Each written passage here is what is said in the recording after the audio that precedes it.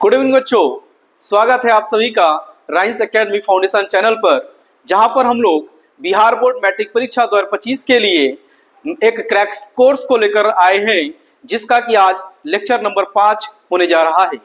बच्चों, अगर आप लोगों ने अब तक के पिछले 4 लेक्चर्स को नहीं देखा है तो एक बार प्लीज आप लोग जाइए प्लेलिस्ट में और उन सारे वीडियो को देखिए और उसके बाद इस वीडियो को देखना स्टार्ट करिएगा। बच्चों, कल का वीडियो हम लोग ने जहां पर अंत किया था वहीं से आज के वीडियो को स्टार्ट करते हैं। हम लोग इस वीडियो में क्या करने जा रहे हैं, हम लोग परिमेय संख्या और उसके दशमलव प्रसार पर आधारित जितने भी प्रश्न PYQs में आ चुके हैं उन सभी प्रश्नों का हम लोग सॉल्यूशन कर रहे हैं। ठीक है, तो आइए बिना आपका टाइम वेस्ट करते हुए सीधा वीडियो सॉल्यूशन करते हैं, क्वेश्चन को सॉल्व करते हैं। बच्चों, क्वेश्चन नंबर फर्स्ट क्या कह रहा है, 0.49 ऊपर बार को P/Q के रूप में लिखा जा सकता है, जहां P और Q पूर्णांक है और Q 0 नहीं होना चाहिए। बच्चों, आपको हम शुरू में ही बताए थे कि कोई भी संख्या अगर 0 पॉइंट अगर कोई नंबर करके, इसे सपोज मान लो जितने नंबर पे बार दिया है, अगर इसको हमको परिमेय संख्या के रूप में बदलना है तो हम क्या करेंगे, सिंपल सा जो नंबर है दशमलव के बाद उसको लिखेंगे और जितने अंकों के ऊपर ये बार लगा है उतना 9 नीचे लिख देंगे और हमारा संख्या जो दशमलव जो है वो हमारे परिमेय संख्या में बदल जाएगा। तो अच्छा, ये ऑप्शन कौन सा है, ऑप्शन नंबर बी हमारा बिल्कुल सही आंसर हो जाएगा। वही बात बच्चों अगर क्वेश्चन नंबर सेकंड की करें, क्वेश्चन नंबर सेकंड में कह रहा है निम्नलिखित में कौन अपरिमेय संख्या है। अपरिमेय संख्या है, अपरिमेय संख्या के लिए आपको बताया गया था कि अपरिमेय संख्या वह संख्याएं होती है जिनको P/Q के रूप में नहीं लिखा जा सकता है और अगर लिखा भी होगा तो Q जो हो वो 0 होगा। और दूसरा शर्त यह है अपरिमेय संख्या के लिए कि अगर कोई संख्या रूट के अंदर है, करनी के अंदर है और उस संख्या को करनी से बाहर नहीं निकाल पाएंगे, बाहर नहीं लेकर आ सकते हैं, उन संख्याओं को अपरिमेय संख्या कहा जाता है। आइए देखते हैं इनमें कौन सा है। अगर बात करें रूट में 49 की तो हमें पता है कि ये 7 का स्क्वायर है, यानी 7 इसका बाहर निकल के आ जाएगा। वही बात अगर करें रूट में 36 की तो पता है कि 36 जो है 6 का स्क्वायर है, यानी ये भी रूट से बाहर आ गया। वही बात करें अगर 16 की तो हमें पता है कि ये 4 का स्क्वायर है, ये भी रूट से बाहर निकल के आ जाता है।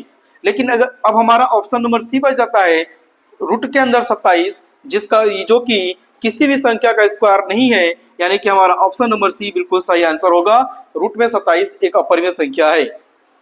अगर वही बात बच्चों करें क्वेश्चन नंबर 3 की, क्वेश्चन नंबर 3 को क्या कह रहा है, कह रहा है कि दो अपरिमेय संख्याओं कौन कौन सी, 3 प्लस रूट में 5 तथा 3 माइनस रूट में 5, इन दोनों का गुणनफल है। इन दोनों का गुणनफल क्या आएगा।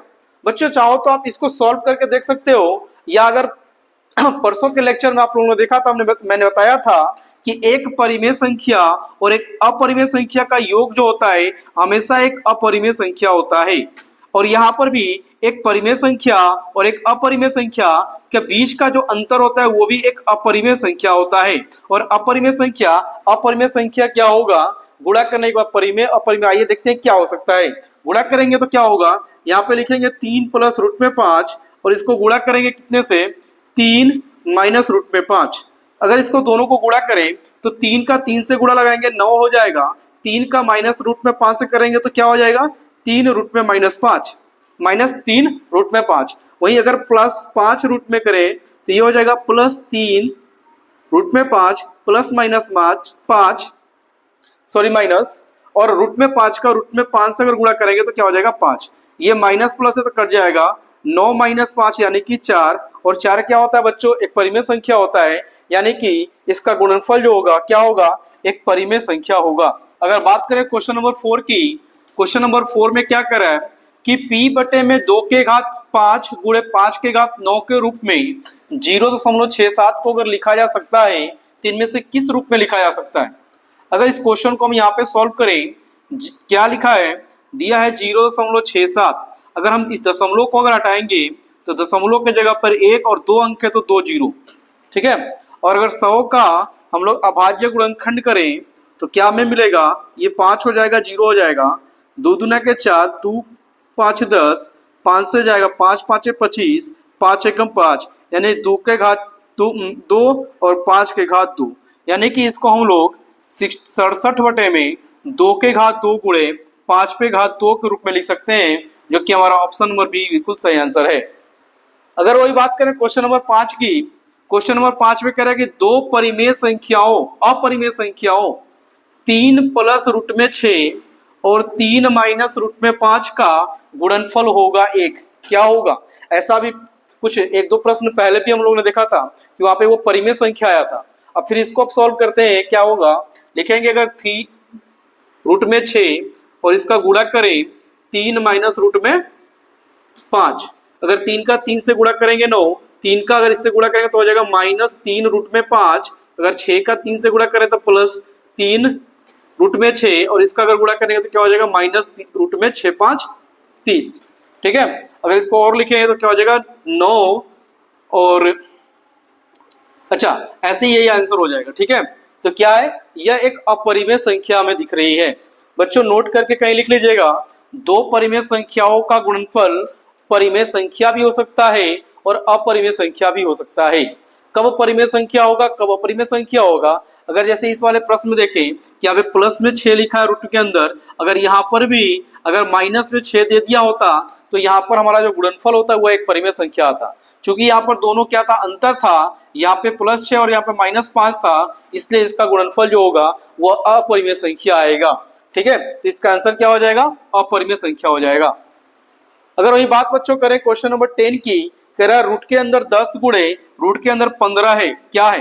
देखो रूट के अंदर 10 एक अपरिमेय संख्या है और रूट के अंदर 15 भी एक अपरिमेय संख्या है। कहीं ना कहीं इसी तरीके का क्वेश्चन ये भी है। ठीक है, कह रहा है कि दोनों संख्या क्या होंगी, अगर रूट के 10 और रूट का 15 को अगर गुणा करें तो रूट के अंदर 150, क्या ये किसी का स्क्वायर है? नहीं है। तो ये जब किसी का स्क्वायर नहीं तो ये क्या होगा, ये भी एक अपरिमेय संख्या ही कहलाएगा। तो आइए देखते हैं क्वेश्चन नंबर 7।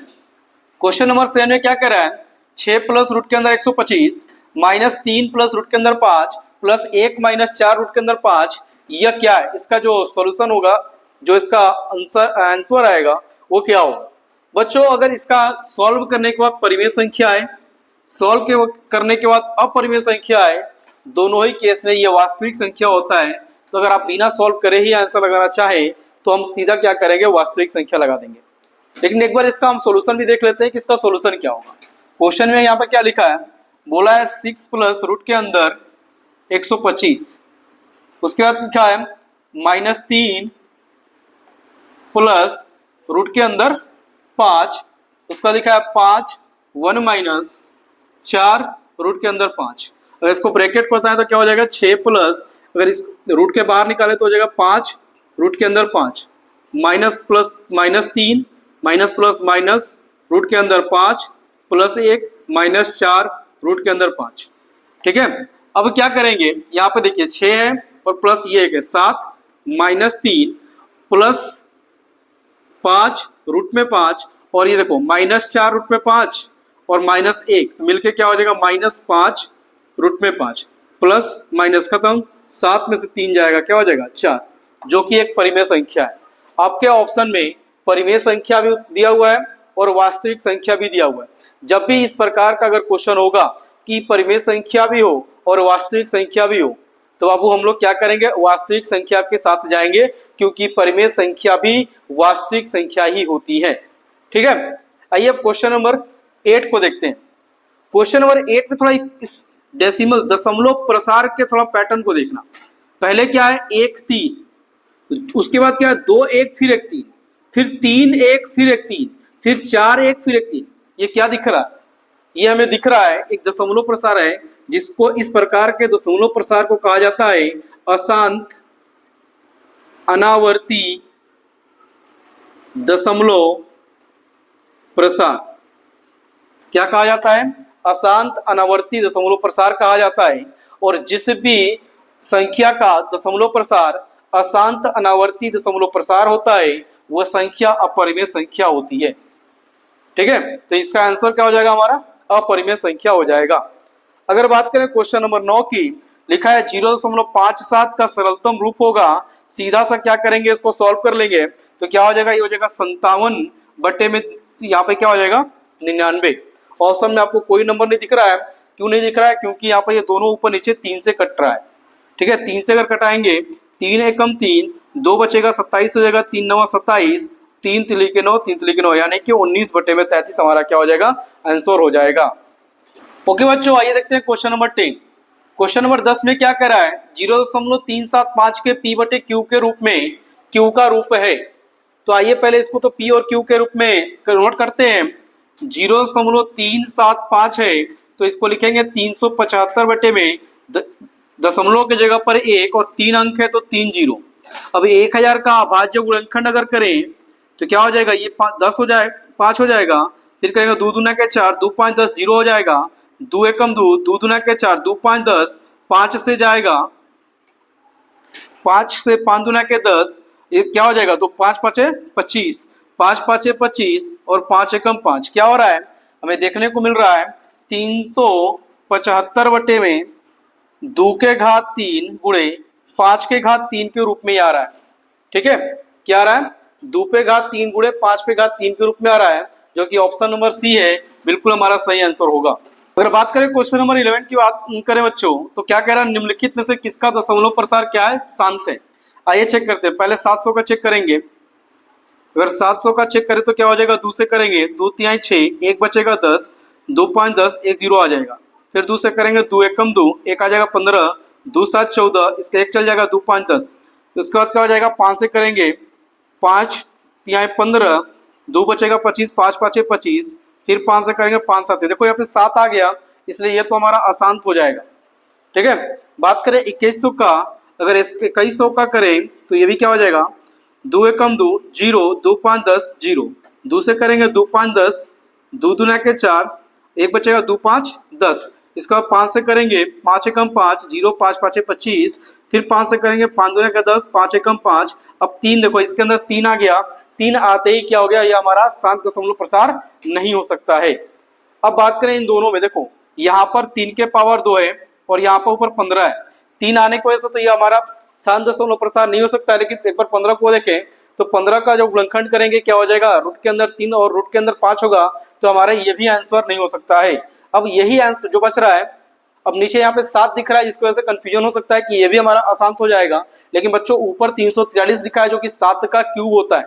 ठीक है, तो इसको सॉल्व करेंगे तो क्या हो जाएगा, ऊपर 343 को लिख सकते हैं 7 के घात 3 बटे में 2 के घात 3 गुणे 5 पे घात 3 गुणे 7 पे घात 3, 7 पे घात 3 से 7 पे घात 3 कट गया, हो जाएगा 1 बटे में 2 पे घात 3 गुणे 5 पे घात 3, और चूंकि हमारा यहाँ पे P 2 गुणे 5 के रूप में आया है, इसलिए ये हमारा क्या हो जाएगा, एक शांत दशमलव प्रसार हो जाएगा।